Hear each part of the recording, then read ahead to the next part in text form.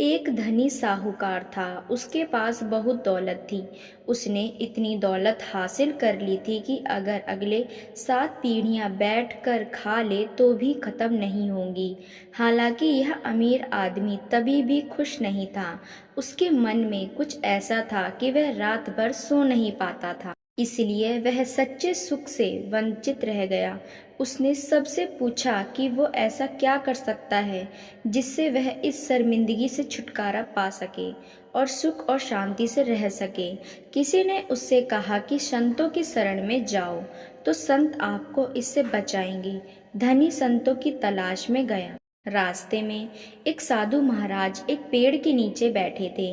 धनी व्यक्ति ने उनका अभिवादन किया और कहा, गुरुजी, मेरे पास किसी वस्तु की कोई कमी नहीं है।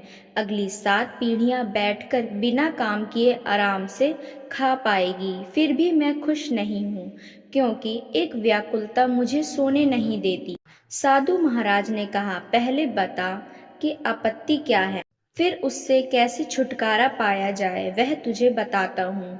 अमीर आदमी ने कहा, यदि महाराज ऐसा कहते हैं तो मुझे कोई आपत्ति नहीं है, लेकिन एक परेशानी है और यह है कि मेरी 8वीं पीढ़ी का क्या होगा, क्योंकि यह धन 7वीं पीढ़ी के लिए पर्याप्त है। जो मैंने अर्जित किया है सिर्फ चिंता 8वीं पीढ़ी की है। साधु महाराज मुस्कुराए और बोले, चिंता मत करो, मैं तुम्हें इस परेशानी से बचा लूंगा। साधु ने उसे 1 किलो चावल की पोटली दी और कहा कि उस पहाड़ पर एक बुढ़िया अम्मा एक कुटिया में रहती है, उसको चावल देकर आ जाओ। मैं तुम्हें तुम्हारे भ्रम से मुक्त करता हूँ। अमीर आदमी चावल लेकर बुढ़िया की कुटिया में चला गया। उस कुटिया में दरवाजा तक नहीं था। वह बुढ़िया भगवान के भजन में लीन थी। वह अभिभूत थी। अमीर आदमी के पैरों की आहट से बूढ़ी माँ का ध्यान टूट गया। उसने देखा और कहा कि बेटा, आप यहाँ क्यों आए हो? उसने कहा, माँ जी, मैं तुम्हें चावल देने आया हूँ। यह चावल ले लो, फिर मैं चला जाऊंगा। बूढ़ी अम्मा ने कहा कि मैंने आपको चावल लाने के लिए कहा था क्या आपके सामने हाथ फैलाया था? नहीं ना, फिर चावल क्यों लाए?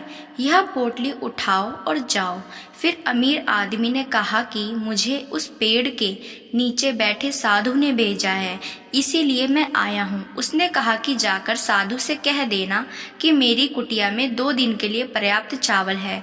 अमीर आदमी ने अपने सामान्य ज्ञान का इस्तेमाल किया। उसने कहा कि माँ जी, आपको तीसरे दिन के लिए चावल काम आएंगे। उसने कहा कि आप और वह साधु तीसरे दिन की चिंता मत करो।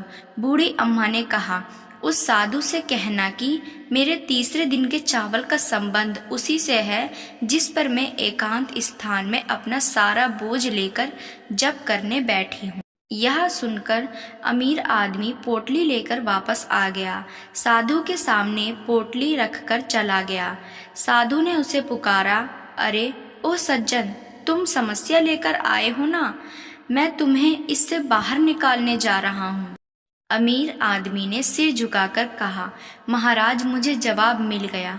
वह बूढ़ी अम्मा के पास तीसरे दिन का चावल नहीं है, तभी भी खुश है, और मेरे पास सब कुछ है, तभी भी मैं दुखी हूँ। जिसके पास कुछ भी नहीं है, वह अगर अपने भविष्य का विचार नहीं करती और भरोसा करती है कि भगवान कुछ बुरा नहीं होने देंगे, तो फिर मुझे, जिसे भगवान ने इतना कुछ दिया है, मुझे इस फालतू की चिंता में नहीं पड़ना चाहिए। यह मुझे समझ में आ गया। दोस्तों, छोटी सी यह ज्ञानवर्धक कहानी हमें समझाती है कि हमारे पास जो है उसका आनंद लेना चाहिए, उसमें खुशी ढूंढनी चाहिए। जो नहीं है उसके बारे में फालतू की टेंशन लेकर हमें अपना सुख चैन नहीं खोना चाहिए।